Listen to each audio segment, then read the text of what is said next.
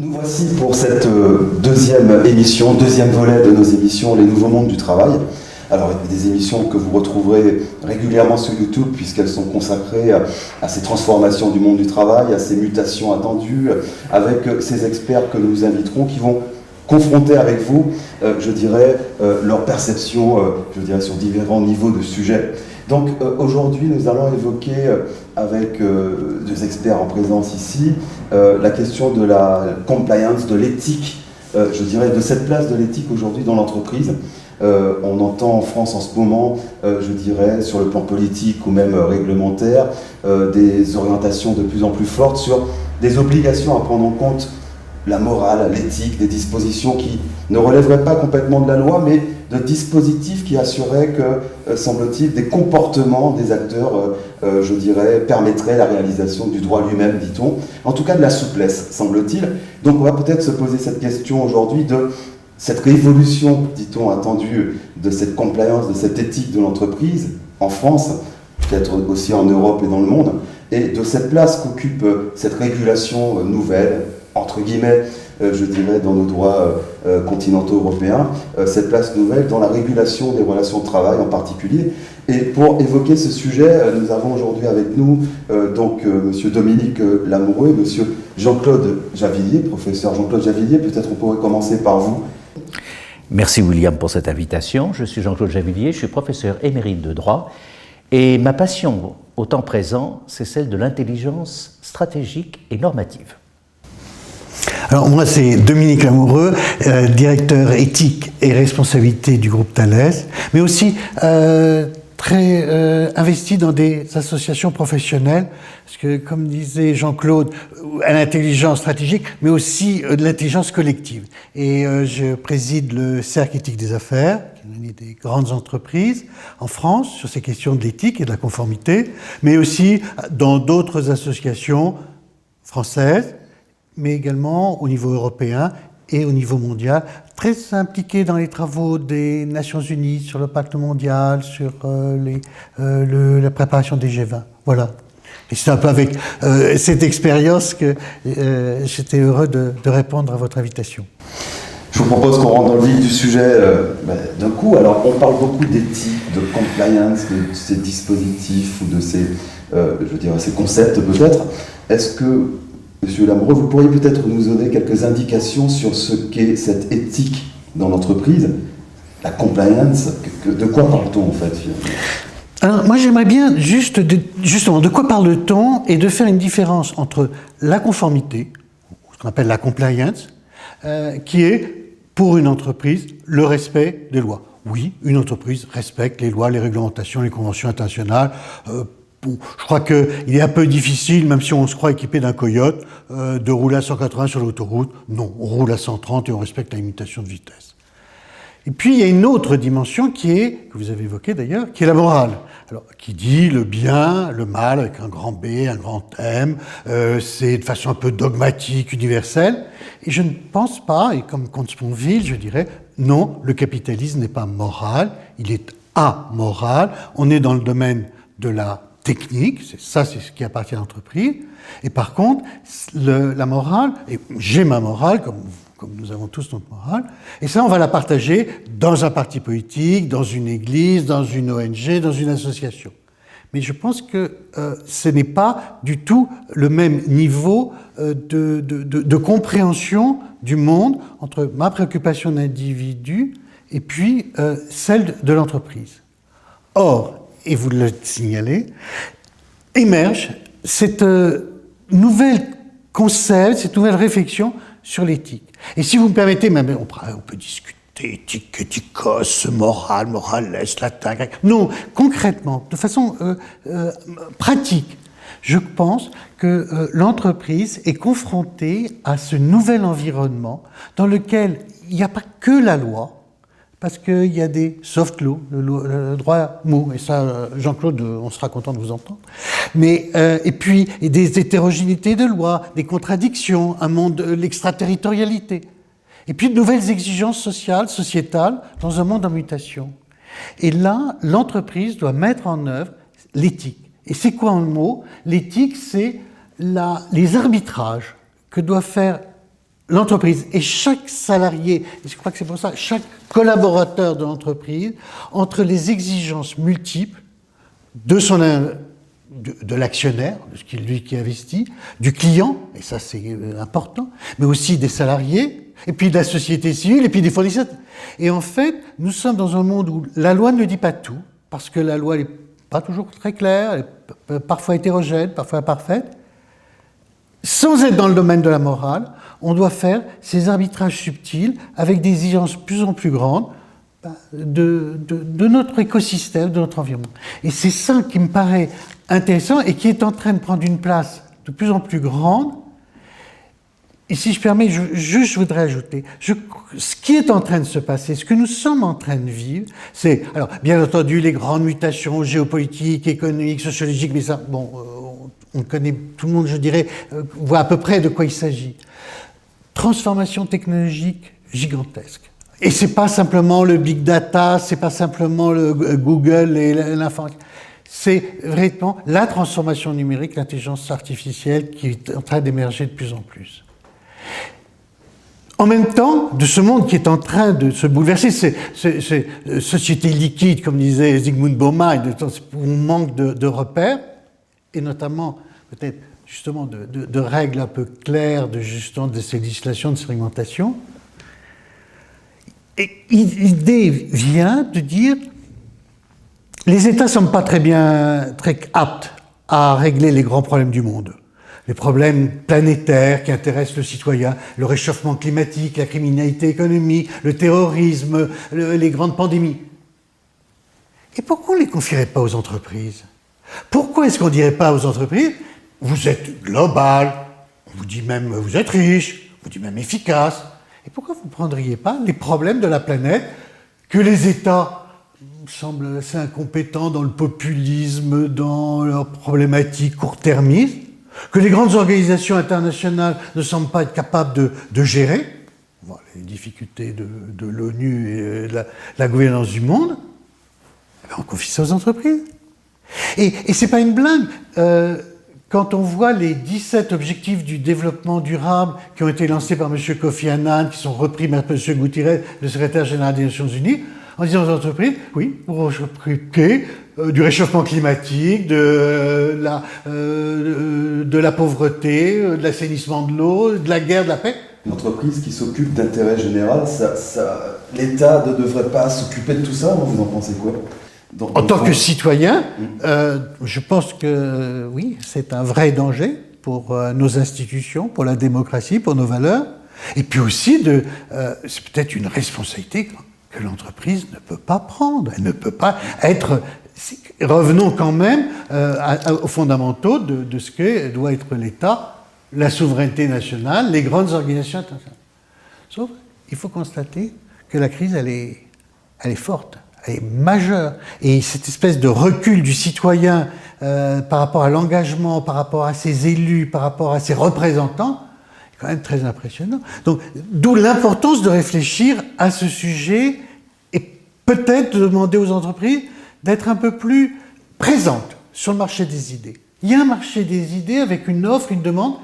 Moi, je trouve que les entreprises devraient être plus présentes sur ce marché des idées, prenant conscience de ces nouveaux environnements. Je répète, géopolitique, géoéconomique, mais surtout technologique. Est-ce à dire que le droit dur ne suffit plus à réguler ou à permettre des arbitrages ou des comportements plus responsables des entreprises aujourd'hui? Tout d'abord, cher William, vous savez que je suis un ardent de l'effectivité des normes internationales, notamment du travail, mais pas seulement. Un ardent des valeurs que l'ONU développe, maintient, et que dans ces périodes de grands défis pour toutes et tous à l'heure actuelle dans le monde, il est important de garder quelques repères, d'avoir quelques boussoles, notamment normatives. Et je pense que de ce point de vue, je veux rendre hommage à ce que fait notre ami Dominique depuis des années et son entreprise, qui consiste à appuyer le maintien par tout procédé d'un état de droit et des valeurs dans le monde. Je pense que c'est essentiel. Et je pense que c'est important de prendre conscience du fait qu'il n'y a pas antinomie. Il n'y a pas d'un côté celles et ceux qui voudraient l'application des normes internationales un droit dur, et de l'autre celles et ceux qui agiraient avec des normes molles. C'est faux. Nous devons tous nous réunir pour mettre en œuvre les valeurs et les normes que nous avons créées à une époque, notamment la fin de la Seconde Guerre mondiale, où, il faut bien le dire, certains consensus ont existé qui ne le seraient plus maintenant. Je voudrais relever que, notamment, Kofi Annan a fait ce constat que je partage totalement. Qu'allons-nous faire en présence d'États dont les capacités diminuent, pour ne pas dire des États voyous?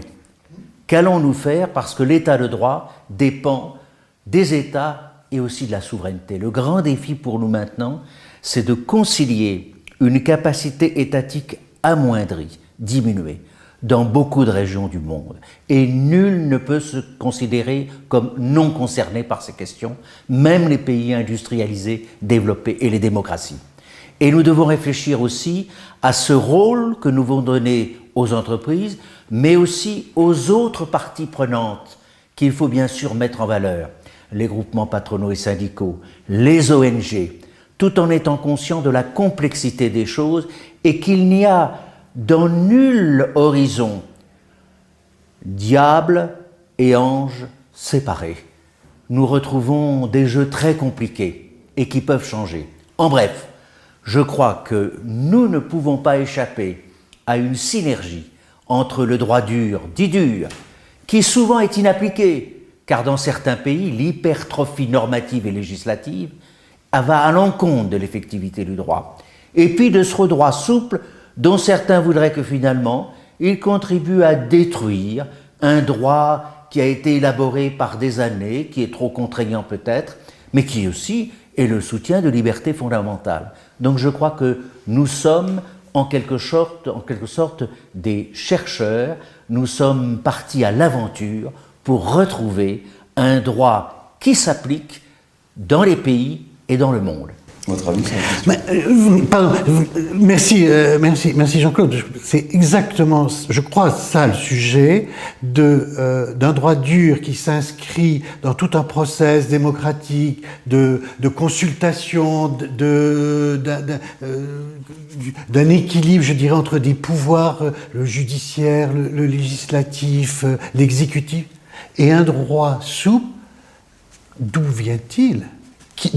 Et je crois qu'il faut absolument qu'on ait une réflexion sur la géopolitique de cette nouvelle réglementation. Alors aujourd'hui, en France, on parle beaucoup de l'extraterritorialité américaine, du rôle des États-Unis, des cabinets de conseil américains pour définir un peu la nouvelle gouvernance du monde. Et je crois que c'est un vrai sujet. Il faut voir comment aujourd'hui les grands cabinets de conseil américains pilotent un peu la réflexion et ce marché des idées que j'évoquais tout à l'heure.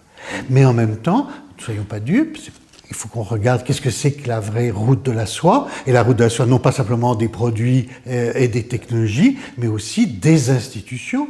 Et je pense qu'il est en train de se préparer par un autre empire, un nouveau aussi, une nouvelle régulation du monde. Est-ce qu'il n'y a pas un paradoxe, une contradiction à dire qu'il faudrait plus de souplesse pour une régulation de l'entreprise dans des différents domaines de plus en plus complexes à réguler uniquement par le droit lui-même, et le fait de dire que cette régulation souple de l'entreprise pose des problèmes d'éthique, de sécurité juridique.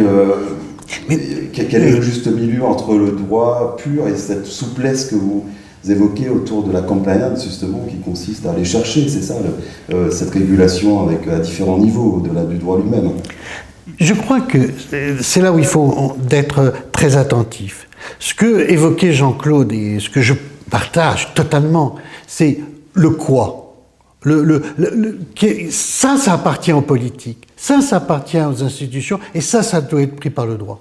Après, le comment, je crois que le législateur de Bretagne ou de la Creuse de lui demander d'avoir comment concevoir en détail la mise en œuvre dans une entreprise totalement globalisée, internationale.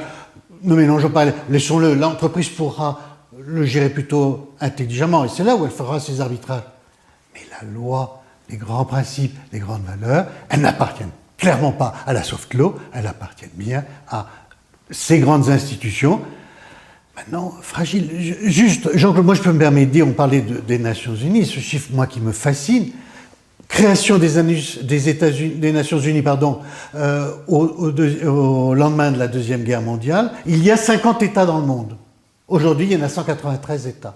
Donc, on a des problèmes de plus en plus globaux, de plus en plus planétaires, et en même temps, on a une espèce d'inflation étatique d'États, et comme vous le dites, qui sont à la limite des États voyous, ou en tout cas qui n'ont absolument pas la capacité d'avoir une vision à long terme et un engagement pour résoudre les problèmes de la gouvernance de la planète. Cher Dominique, sur la compliance, je pense qu'il faut réfléchir quelques instants parce que le trouble vient aussi de la polysémie du vocabulaire et de la difficulté de se situer sur ces questions. Vous avez dit à l'instant, et c'est exact, la compliance finalement, c'est moins que l'éthique, c'est une simple application presque mécanique. Je me demande quand même si je ne serais pas plus prudent. Et je trouve que la compliance, pour moi, est une approche beaucoup plus complexe du droit et utile par les temps présents.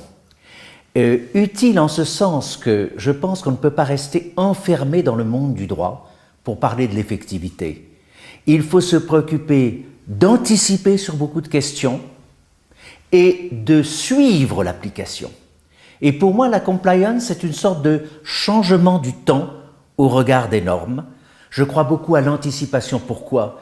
Parce que pour éliminer de très mauvaises pratiques, le harcèlement, l'utilisation des personnes comme des marchandises, il faut anticiper.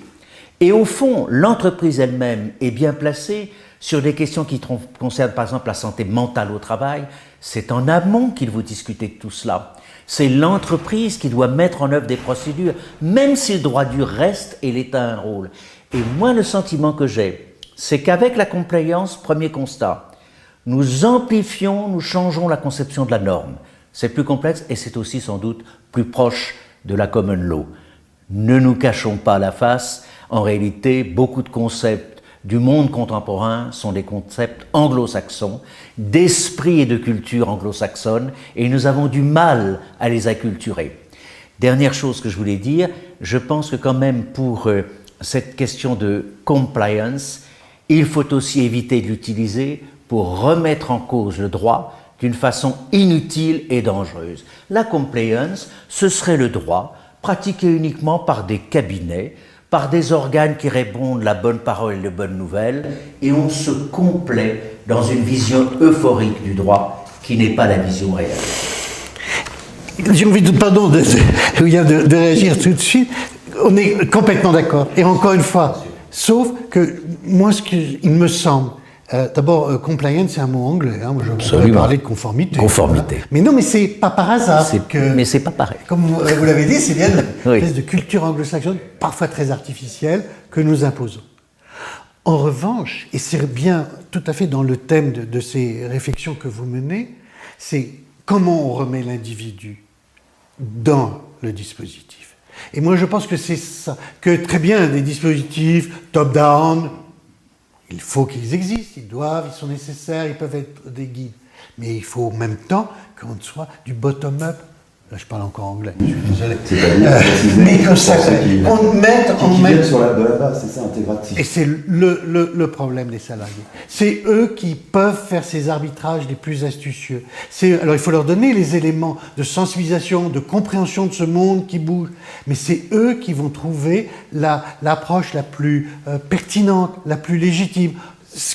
Conscient des grandes règles, des valeurs qu'on va affirmer avec force du droit, mais en même temps de leur dire la mise en œuvre, leur compréhension, leur adaptation, leur pertinence, c'est eux qui le font. Et je crois que ce mouvement impose, je l'ai dit, de l'hypermodernité, impose de revenir à de l'hyperhumanité si on veut à la fois maintenir des valeurs et en même temps assurer le développement économique de l'entreprise.